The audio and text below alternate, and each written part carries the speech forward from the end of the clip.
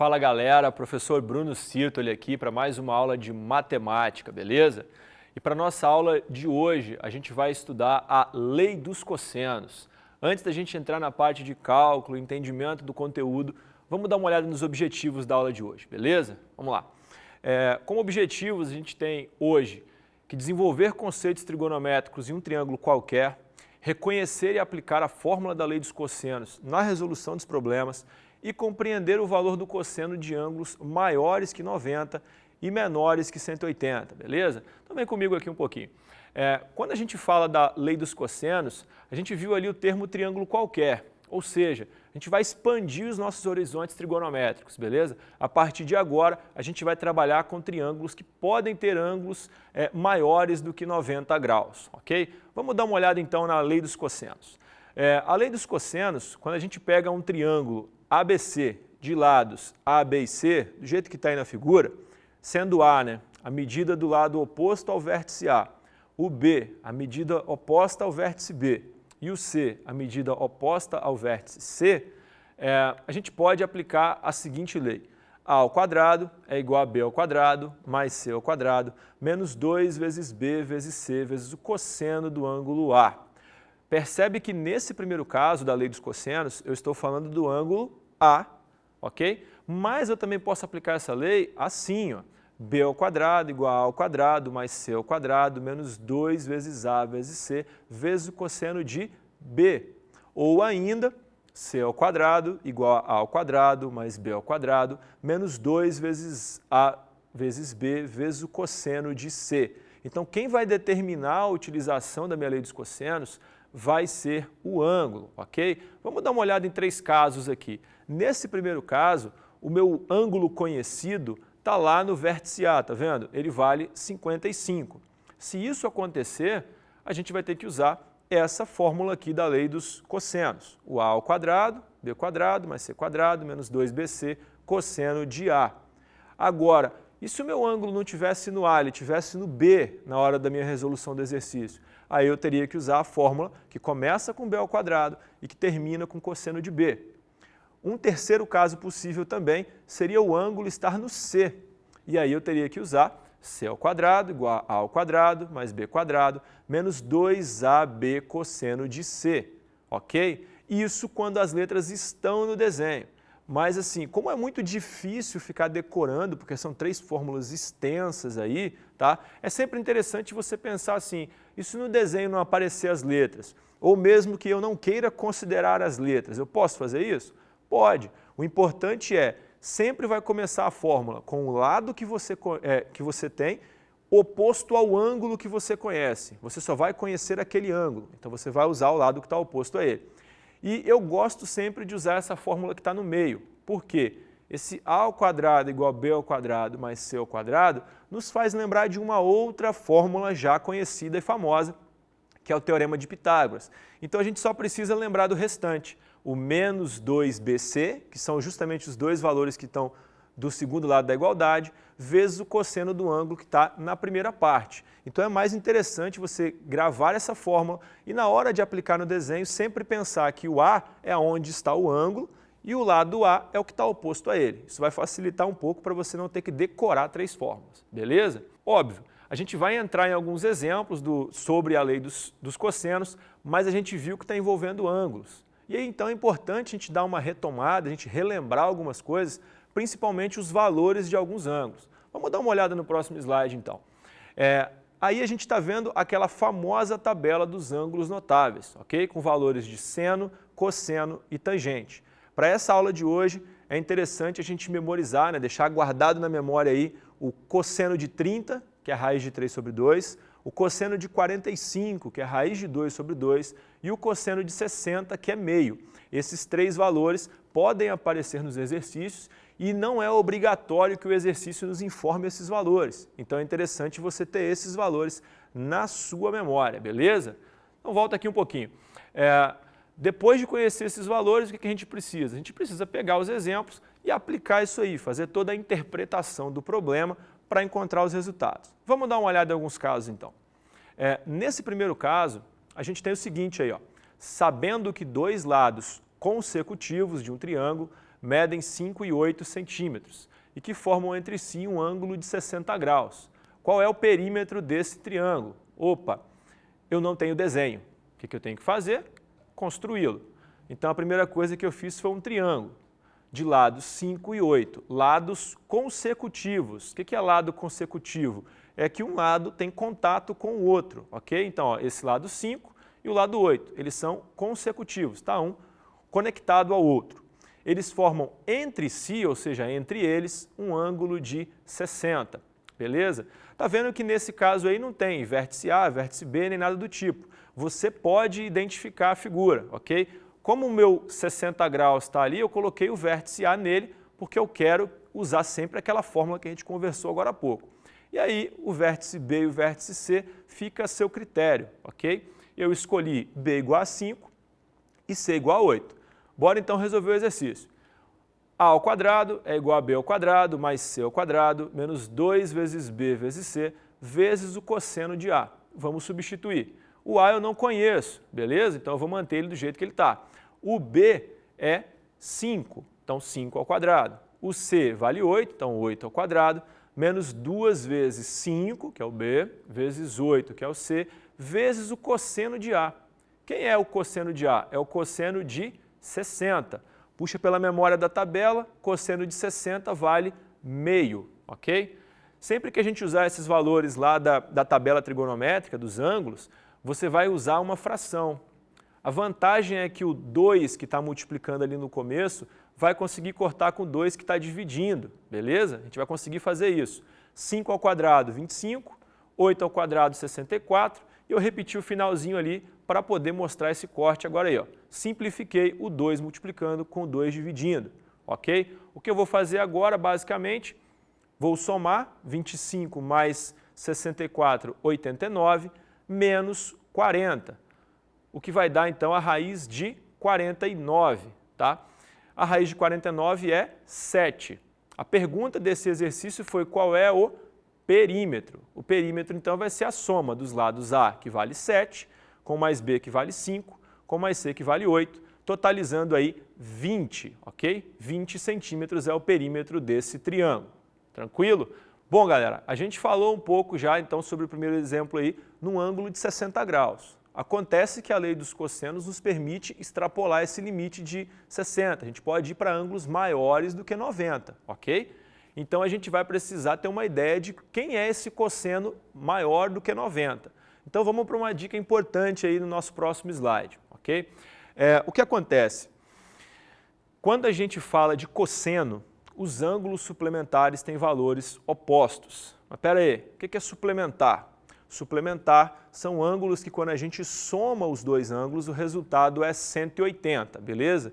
E o que são opostos? São aqueles números que têm a mesma distância em relação à origem. Por exemplo, o 7 e o menos 7, o raiz de 2 e o menos raiz de 2, eles são valores opostos, beleza? 60 e 120, por exemplo, eles são suplementares, porque quando a gente soma, dá 180. O que vai acontecer então? Se o cosseno de 60 é meio, então o cosseno de 120 vai ser menos meio. Percebe que eles são opostos, eles têm o mesmo valor numérico, mas o sinal do cosseno de 120 é negativo, ok? De novo, importante lembrar daquela tabela. Vamos fazer um exemplo para apresentar esse conceito aí também. A nossa figura aí abaixo, né, ela mostra um corte, uma vista lateral de um terreno onde foi construída uma rampa de medida AC. Essa rampa, né, serve de acesso para os veículos a essa casa e ela se encontra, a casa, né, na parte mais alta do terreno. A distância de A até B é 6 metros. Então vamos lá para o desenho, 6 metros. A distância de B até C é 10 metros, beleza? Estamos lendo o enunciado e construindo já as informações para facilitar o entendimento. E o ângulo ABC, então o ângulo no caso aí vai estar no B, porque ele é a letra que está no meio, tá? Sempre que você tiver uma informação dessa, o ângulo está na letra que está no meio. É 120 graus. A pergunta é, qual é o comprimento da nossa rampa? Se você olhar aí, então, vai ser o valor de x. Percebe que os vértices aí, o A, o B e o C, estão numa posição em que o B está no lugar do ângulo. tá? Eu até poderia usar aquela fórmula do b ao quadrado e tal, mas como eu já entendi a ideia, né, o que eu vou fazer? Eu vou usar a fórmula do a. Lembrando que o meu a vai ser o x e o meu cosseno de a vai ser o 120, justamente porque eles estão no local onde está o meu ângulo de 120 graus, ok? Então a fórmula é essa daí. Vamos aplicar. O a é o x ao quadrado, o b eu escolhi como 6, o c eu escolhi como 10, então ficou 6 ao quadrado mais 10 ao quadrado, menos 2 vezes 6 vezes 10, vezes o cosseno do ângulo, 120, tá vendo? Eu escolhi uma outra fórmula, mas eu não perdi em nada, porque eu mantive a estrutura. Eu peguei o a como o x e o cosseno de a como o ângulo que está oposto ao x, beleza? Desenvolvendo, então, eu vou ter 6 ao quadrado, 36, 10 ao quadrado, 100, menos 2 vezes 6 vezes 10, vezes o cosseno de 120. Aí eu tenho que parar, dar aquela respirada, lembrar que o cosseno de 120, quando eu completo 120, eu vou chegar em 180 se eu adicionar 60. Opa, o cosseno de 60 é meio, então o cosseno de 120 vai ser menos meio, porque eles são opostos, tranquilo? De novo, né, eu tenho menos 2 multiplicando, eu tenho 2 dividindo, então eu posso cortar esses dois valores 2 aí, beleza? X ao quadrado, então, vai ficar como 136, que é 36 mais 100, e aí eu tenho 6 vezes 10, 60. Fica ligado nessa parte porque ó, eu tenho dois sinais de menos, o menos lá do começo e o menos do menos 1. Quando eu multiplico menos vezes menos, o resultado vai ficar positivo, galera, beleza? Por isso que deu 60 positivo. Somando os dois, eu tenho 196, vou tirar a raiz de 196, vou chegar no resultado, então, de 14. Nesse conteúdo é importante também ter uma ideia de raízes, então é legal dar uma revisada aí em como encontrar raízes de números muito grandes, porque isso vai aparecer eventualmente aí, ok? A gente pegou um exemplo agora, então, em que o ângulo é maior do que 90 graus, e aí a gente já usou essa ideia de ângulo oposto. Então isso é bom ficar na memória isso, é bom dar uma relembrada sempre aí, tá? Voltar na tabela, dar uma pesquisada, tentar memorizar esses detalhes, porque na hora da questão a gente costuma ficar às vezes meio tenso, costuma esquecer alguns detalhes. Esse lance de multiplicar o menos por menos ali, tem que ficar muito ligado nesses pequenos detalhes para não perder uma questão de graça aí, tranquilo? Vamos dar uma olhada em mais alguns casos então. Nesse próximo exemplo aí, né, ele quer encontrar o valor de x. Esse é o cenário ideal, porque ele já te deu o desenho pronto, com tudo bonitinho e tal, então você não tem que ler enunciado, é só aplicar, né? Quem dera fosse sempre assim. Eu vou identificar, colocando dessa vez o a naquela posição que eu acho interessante para aplicar a fórmula, e aí vamos fazer a aplicação. Vou substituir, né, o a por 14, o b por 10 e o c por x, menos 2 vezes 10 vezes x, cosseno de 120. Resolvendo, o 14 vezes 14 dá 196, o 10 vezes 10 dá 100, menos 2 vezes 10 vezes x, vezes o cosseno de 120, que é menos meio. Lembra do detalhe do ângulo suplementar, ok? Vou continuar dando uma trabalhada nisso aí, simplificando os dois, né? E o que vai acontecer agora? Eu tenho, então, 100 mais x ao quadrado, e aí eu faço menos 10 vezes x vezes menos 1, menos vezes menos, mais 10x. Você pode estar vendo essa expressão e se perguntando, professor, tem um x ao quadrado e um x ali. Será que vai para onde eu estou imaginando? Será que eu vou ter que usar a fórmula de Bhaskara nesse exercício? A resposta é sim, meus jovens. Então, o que eu faço para a fórmula de Bhaskara? Eu igualo a zero, vou passar o 196 diminuindo aí, né? Então eu faço menos 196 mais 100, eu vou ter menos 96. Dei aquela organizada para deixar na ordem e não correr o risco de errar quem é A, B e C, né? Então x ao quadrado mais 10x menos 96, tranquilo? Eu lembro, né, lá da fórmula de Bhaskara, se eu não lembrar, é importante dar uma revisada porque volta e meia a gente vai precisar dela. O A vale 1, porque é o coeficiente que acompanha o x ao quadrado, o b vale 10, porque é o coeficiente que acompanha o x, e o c vale menos 96. Vamos para a fórmula então. Delta é igual a b ao quadrado menos 4ac. Essa fórmula você não pode esquecer, hein? Se liga aí. Vamos substituir. Vai ficar 10 ao quadrado menos 4 vezes 1 vezes menos 96. 10 vezes 10 é 100. 4 vezes 1 é 4, vezes 96 dá 384. Porque ficou positivo, pelo mesmo motivo lá de cima, né? Menos vezes menos, mais. Então o resultado aí é 484. Vamos tirar a raiz dele, né? No próximo passo, que é a segunda parte da fórmula, x igual a menos b, mais ou menos a raiz do delta, dividido por 2 vezes a. Tranquilo? Quem é o b, né? O b é 10, mas tem o sinalzinho de menos lá, então menos 10. Mais ou menos a raiz do delta, que a gente calculou aqui antes, que é o 484, 2 vezes a. O a vale 1. Eu estou usando os mesmos valores daquela equação inicial lá, tá? Então, fiquem ligados. Do x ao quadrado mais 10x menos 96 igual a 0. Vamos resolver aí. Tirei a raiz de 484, deu 22. Se vocês estão ligados aí, né, tem esse mais ou menos que indica duas possíveis soluções. Então, a gente vai abrir essa resposta em duas. Menos 10 mais 22 sobre 2, e aí menos 10 mais 22 é 12, dividiu por 2, a resposta é 6. E o segundo caso, menos 10 menos 22 dividido por 2, que vai dar menos 32 dividido por 2, dividiu vai dar menos 16. E aí você fala, tem duas respostas? Se fosse só a equação, sim, mas a gente está falando de um problema prático, está falando de uma distância. Não existe distância negativa. Eu não ando menos 8 metros. Então, o x2 ali, a nossa segunda resposta que é negativa, a gente descarta e considera como resposta correta apenas x igual a 6. Beleza? Bom, galera, a gente acabou de ver um exemplo onde a gente utilizou, além da lei dos cossenos, a equação de segundo grau, a fórmula de Bhaskara. Por isso que é interessante você perceber que matemática é uma construção de conhecimentos. Não adianta só dominar o que eu estou estudando e abandonar tudo que já se passou. É como se de fato a gente estivesse construindo uma escada degrau por degrau. Para você chegar no topo e arrebentar no Enem, nos vestibulares, você tem que lembrar de tudo isso que já passou, beleza? Vamos continuar então com mais um exemplo. Nesse caso, a gente quer medir a distância entre duas cidades, B e C, que estão aí em um mapa que não tem escala. A distância de A até B é 80, já está lá no desenho, bonitinho, e a distância de A até C é 120. A é uma cidade conhecida, como está na figura, e aí qual é a distância entre eles, ok? Aqui eu vou aplicar direto a fórmula, porque o desenho já tem todas as informações, então facilitou bastante.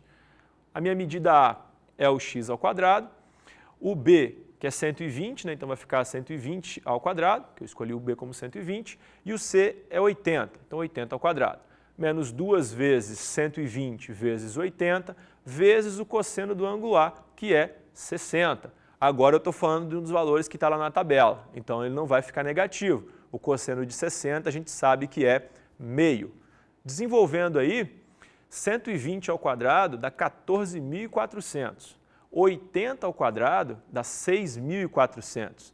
Tem uma dicasinha aí, né? 8 vezes 8, 64. E aí 0, 0, porque o zero está multiplicando, está aparecendo duas vezes aí. Tá? Dá para ajudar algumas vezes esse detalhe. O que eu vou fazer agora? Eu vou cortar, né, o menos 2 ali com o 2 da fração, para poder dar uma simplificada, e vou resolver a multiplicação ali 120 vezes 80, que vai dar 9.600. Percebe que nesse caso aí eu só tenho um sinal de menos, por isso que ficou menos 9.600. Quando eu somo, né, 14.400 com mais 6.400 menos 9.600, eu vou chegar em 11.200. E aí eu tenho que tirar a minha raiz para chegar na resposta. Aqui vale uma dica. Terminou em 00, separa em dois termos, tá? 112 vezes 100, porque é mais fácil de tirar a raiz.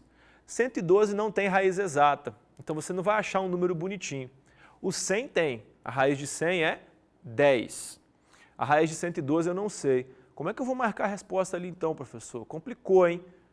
Fica atento num detalhe. 112 é um pouco maior do que 100, ou seja, a raiz dela é um pouco maior que 10, mas ela é menor do que 121, ou seja, não chegou a 11 ainda, é 10, alguma coisa. Então é 10 vezes 10, alguma coisa. Vai dar 100 e alguma coisa, só que não vai chegar a 110, porque não é 11.